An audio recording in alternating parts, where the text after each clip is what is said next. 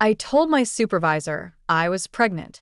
He said, "Take leave now. You'll just be dead weight soon anyway." A week later, he cut me from all projects. But he forgot I had access to the payroll system. So I highlighted every gender-based pay gap line by line and forwarded it to the board. Their emergency meeting is tomorrow, and I'll be watching from my seat as guest speaker with a presentation titled, "I've worked in operations for a mid-sized tech consultancy for a little over 5 years." It's not one of those flashy, app-building companies. It's a back-end firm that handles boring but essential logistics for enterprise clients. Nothing that makes headlines. We're the type of company that survives off old contracts and compliance reports. I was hired as a junior analyst in my late 20s, and I was pretty proud to have gotten in. I didn't come from money. I didn't have connections. I just worked. Late nights, early mornings, volunteering for the things no one wanted, quarterly audits, post-mortem reporting, testing policy changes that inevitably failed. I did the grunt work without complaint. I didn't make waves. I played the long game. Eventually, it paid off. Around year 3, I was promoted to a senior ops role. That didn't come with a title change, but it came with more responsibility, some better pay, and a seat at the table in cross-department meetings. I wasn't high up, but I had visibility. Enough to be useful to people, and enough to be ignored once they got what they needed. My direct supervisor, Rob, came in a year after I was hired. He was maybe 10 years older than me, smug in a way that didn't seem obvious at first. He liked to act relaxed, like he was above drama, but it was clear pretty quickly he preferred working with people who made him feel superior. If you were loud, ambitious, or asked too many questions, he'd cut you off. If you were soft-spoken and overqualified, he'd use your work and take credit. I figured out how to stay in the middle. Useful, invisible, dependable. It worked until I got pregnant. I was 33. My partner and I had talked about it for years. We weren't fully ready, but we were getting older, and honestly, I was tired of waiting for the perfect moment. There was never going to be one. I waited until the second trimester to tell Rob. I didn't want to make a big deal out of it. We had a 1:1 scheduled, and I told him the way you'd tell someone you were going to need a few days off in a few months. I said I was feeling fine, still on track with deadlines and planning to work as long as I could. He didn't congratulate me. He didn't ask anything. He just said, "Well, I think you should take leave earlier than planned. You'll just be dead weight soon anyway." I remember that exact sentence. I remember because I felt like I left my own body when he said it. I stared at him. He was already looking down at his laptop like we were done.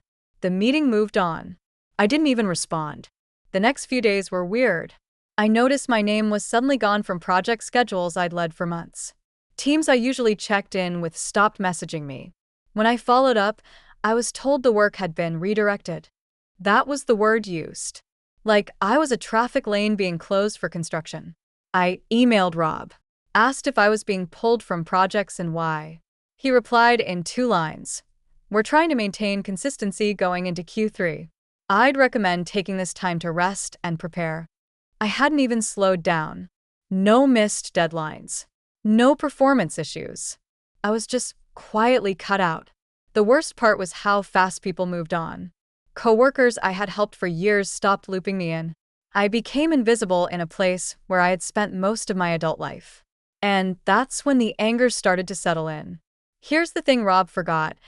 Years ago, when we went through a system transition, I had been granted access to our internal payroll platform. I'd used it for budgeting reports during a restructure. Eventually, a different team took over, but no one removed my access. So I logged in. At first, I was just poking around. I didn't know what I was looking for. But then I remembered something that had always bothered me. One of my coworkers, Hannah, who left a year earlier. She told me quietly, before she quit, that she found out she was making $15,000 less than a guy who had been hired a few months after her to do the same job. When she brought it up, she was told they were still working out internal bands. She left a few weeks later. That memory hit me while I was sitting at home, feeling like dead weight, excluded from everything I helped build. So I searched. I found her name. I found his. She had been telling the truth. And it wasn't just them. There was a pattern. I spent 3 straight nights pulling names, salaries, job codes, and promotion dates. I cross-referenced them against internal announcements and org charts I still had archived in my inbox. Male hires at the same level were consistently brought in at higher salaries. Some women hadn't had a raise in years, while men 2 levels below them had gotten 2 or 3 pay bumps. And every approval trail had Rob's name. It wasn't a one-off. It wasn't a mistake. It was systemic. I put everything into a spreadsheet. I built tabs by department. I didn't add commentary. I just flagged every pay gap, every timeline, every disparity. I backed it up in 2 places. I sat on it for 2 days, wondering what I should do. Then I wrote an email. I didn't use my work account. I wrote it from my personal email, addressed to the executive board. Subject line: Internal review request, compensation disparities and retaliatory management. I attached the file. I signed it with my full name. No threats.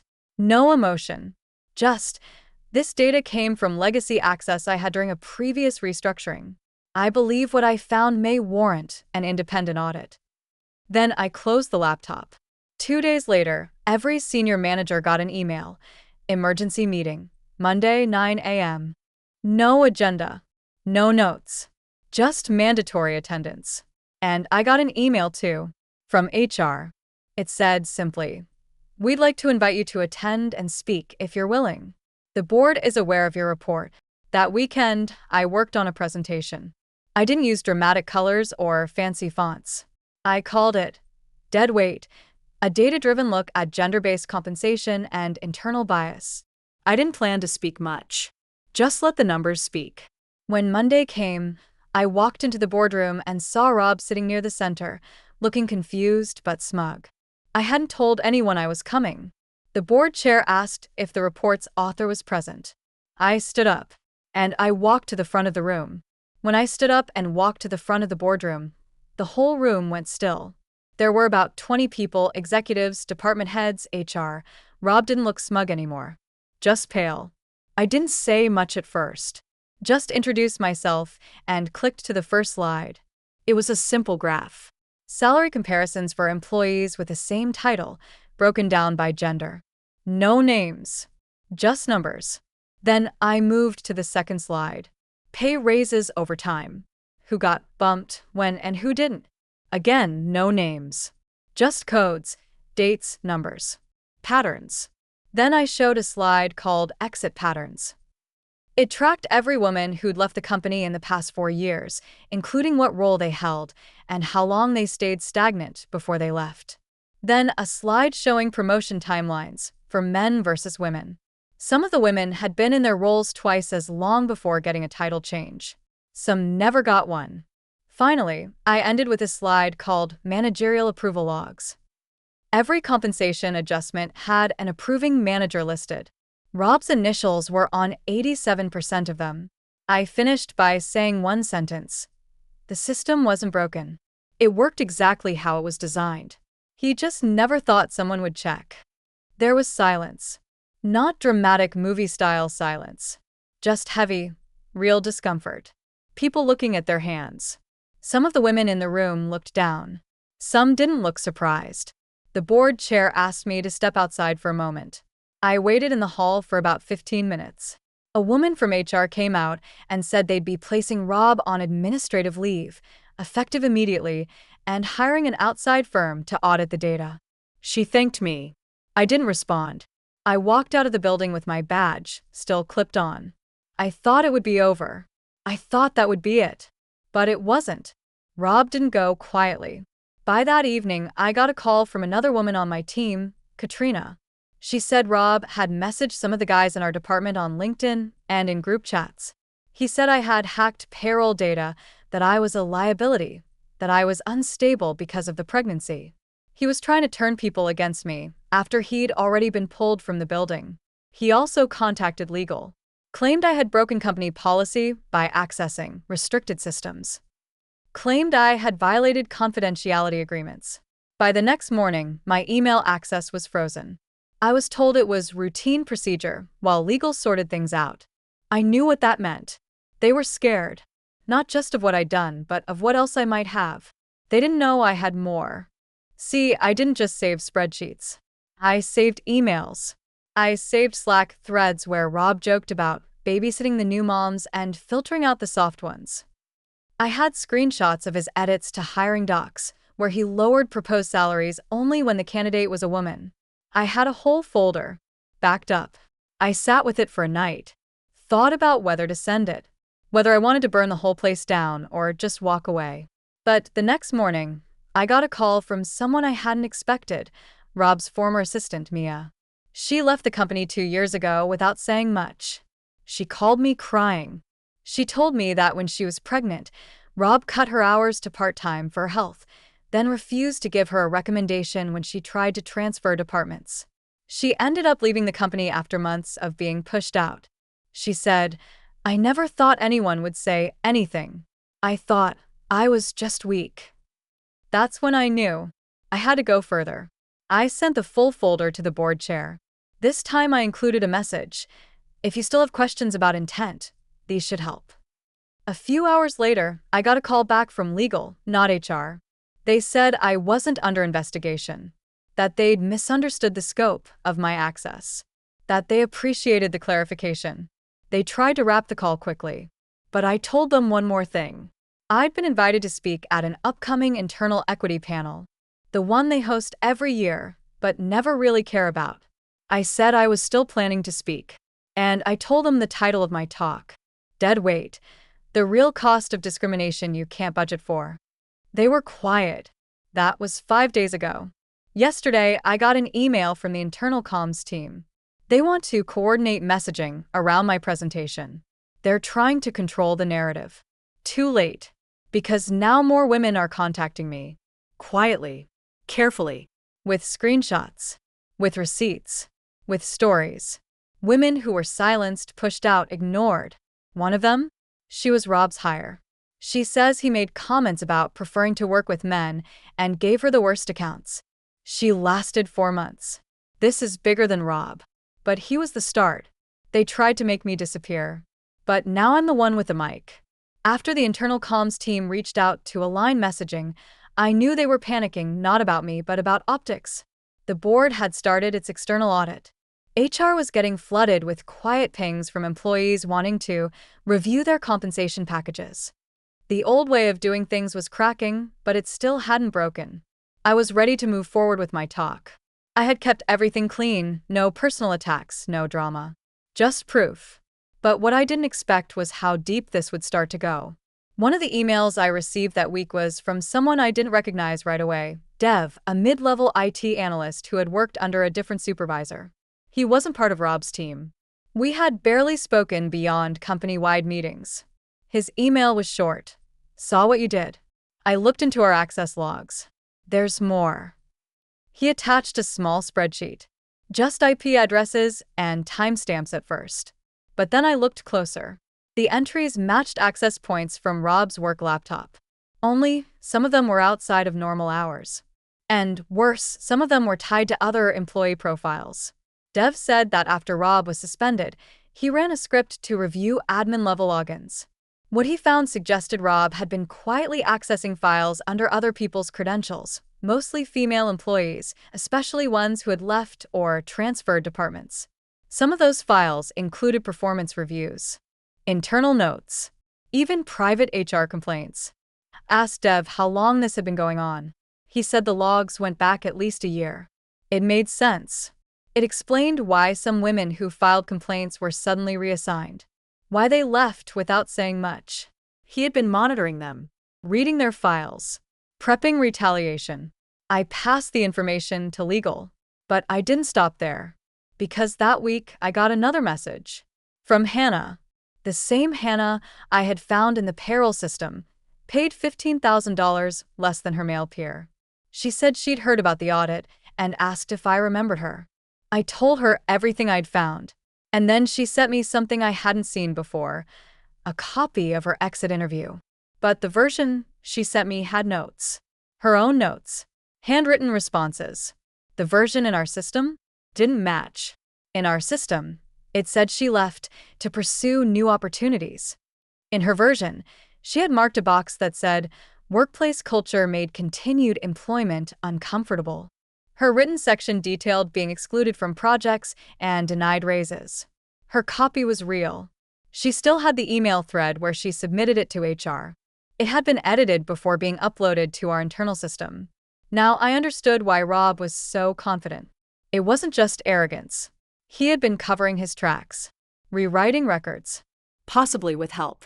It meant someone in HR, or someone with admin access, was letting this happen. I didn't know who yet, but I had a suspicion. It got heavier when I received a final message that week. This one wasn't from a coworker. It was from Rob's ex-wife. I don't know how she found my personal email. Maybe she saw a LinkedIn post someone made, or maybe she still had contacts in the company. But she introduced herself and said, very plainly, "I think you should know what he did to me when I was pregnant too." She attached a PDF, court documents from a custody case. The pattern wasn't just professional. It was personal.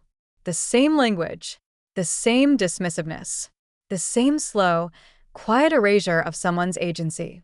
She had tried to bring some of it up during divorce proceedings, but most of it had been dismissed as emotional claims. There had never been proof. Until now. I didn't respond right away. I didn't know how.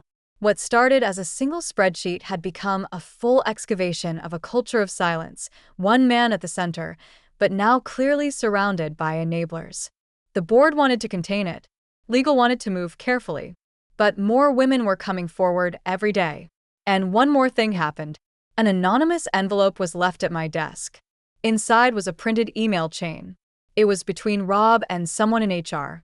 And it showed that 2 months before I told him I was pregnant, he had already referred to me as a flight risk. He had started talking about offloading my projects before Q4. I never told anyone I was trying to get pregnant, but somehow he knew. The email in the envelope changed everything. He called me a flight risk 2 months before I told him I was pregnant. That word stuck in my head. It meant someone had told him.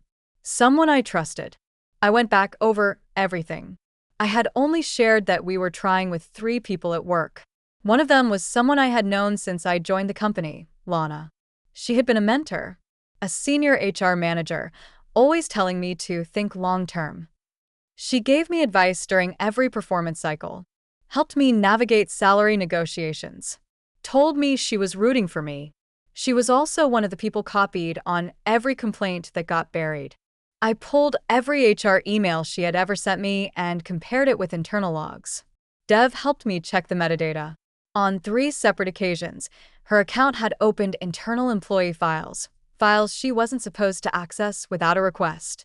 My file, Hannah's file, Mia's file. When I mentioned her name to Dev, he paused. Then he said, "That's who Rob always CC'd on comp requests, even before approvals were official." It fit. She had quietly passed info up the chain, then helped sanitize records. Exit interviews, complaints, salary justifications. All dressed up and redacted. She was the filter. I wanted to confront her, but I didn't. I wanted everything clean, documented, undeniable. So I waited. 3 days later, I was asked to do a pre-screen of my company-wide talk. The internal comms team said they wanted to tighten the narrative so it was less inflammatory. They suggested I take out the word bias. They asked me not to name departments. They asked me to skip the emotional framing. I said no. After that, someone pulled my invite from the panel. No explanation. Just gone. I was told the talk was being restructured with an external facilitator. They offered me the chance to submit remarks in advance. They wanted to box me out, bury the fallout, say they were addressing concerns internally. They wanted the problem to stay quiet. So I went outside the company. I didn't go to the press. Not yet. I contacted a nonprofit that focuses on workplace discrimination. I sent them everything. Payroll spreadsheets, emails, access logs, the altered exit interviews, the court documents from Rob's ex-wife. Every name was redacted except mine. I didn't hide. They responded within hours. They'd seen cases like this, but never with this much proof. They offered to represent me pro bono if I wanted to file formal complaints with state regulators. They also asked if I wanted to be the face of a report they were preparing on systemic retaliation in mid-sized companies. I wasn't sure. I talked it over with my partner. I was still pregnant, still trying to stay calm. But I kept thinking about that email. Flight risk. Like I was a problem to be handled. Preemptively. I realized then I wasn't the only one who had been treated like that. Just the one who stayed long enough to pull the wires loose. So I agreed. I filed a formal complaint with the state. Not just against Rob. Against the company. And I made my decision about the panel. If they wouldn't let me speak there, I'd host my own. I booked a small venue across the street from our office. Paid for it myself. Sent a message out from my personal email to every woman who had contacted me over the past few weeks. I'll be sharing everything next Friday, 12 p.m. This isn't just about Rob. If you've ever been silenced here, you're invited. The next day, over 30 people RSVP'd. 3 of them were from legal. One of them was Lana. The room I booked wasn't fancy. Just a community space with folding chairs and an old projector. But every seat was full. Women from every department. A few men too. People I hadn't seen in months. Some had left quietly. Some were still there, sitting in silence, waiting for someone else to speak first. I was nervous, but not scared. I stood in front of them and did what the company wouldn't let me do. I showed everything. Slide after slide of salary gaps. Approval logs. Altered reviews. Quoted emails. The dead weight comment. The exit interviews that were edited. The IP logs. Even the metadata that showed who had touched what file and when. I left nothing out. Then I showed the final slide, a letter from the state regulator confirming receipt of my complaint. It was now under formal investigation. I read it out loud, every word. The room stayed quiet. Nobody moved. Then I said, they said I was a risk. I am. But not the kind they meant. After the presentation, people started talking. Whispering. Then louder. One woman from finance stood up and said she'd been told to stop asking questions about comp bans last year. Another said her review had mysteriously changed tone after she went on sick leave. It broke something open. 2 days later, the company tried to do damage control. They sent out a mass email acknowledging concerns and promising an internal review. No names. No specifics. But the nonprofit I'd partnered with? They had already gone public. They released an anonymous case study with excerpts from the documents I gave them. The story spread. First on professional forums. Then Reddit. Then news sites. I never used the company name. I didn't have to. People inside knew. The pressure built fast. Within a week, Rob was terminated for cause. Not quietly. It was in writing. Then something I didn't expect. Lana resigned. But not before she sent out a final email to a few select staff. She called me vindictive. Said I'd damaged morale. That I'd weaponized data. I posted her email with her previous access logs and file edits, side by side. I didn't comment. Just shared facts. After that, nobody defended her. The board, realizing they were exposed, started a full external investigation. Not just HR. The whole operations process. They froze promotions, paused hiring, and replaced half the senior team within 2 months. They offered me a settlement. I declined. Instead, I accepted a spot on the advisory board for the nonprofit that helped me. I spoke publicly, by name, for their national campaign about internal retaliation. I became the face of something I never wanted to be part of. But I didn't regret it. The company kept trying to clean up. They issued statements, hired new consultants, did all the right things on paper. But it was too late. Their biggest client pulled their contract. Quietly. No statement. Just gone. Then another. Within 6 months, the company downsized by 1/3. By then, I was out. I had my baby, a daughter, healthy, strong. One night, I opened an email from a blocked account. No name. Just 4 words. You ruined everything. Congrats. I didn't reply. I closed the laptop and went to bed. Because no, I didn't ruin anything. I revealed what was already broken. And this time, no one could pretend it wasn't there.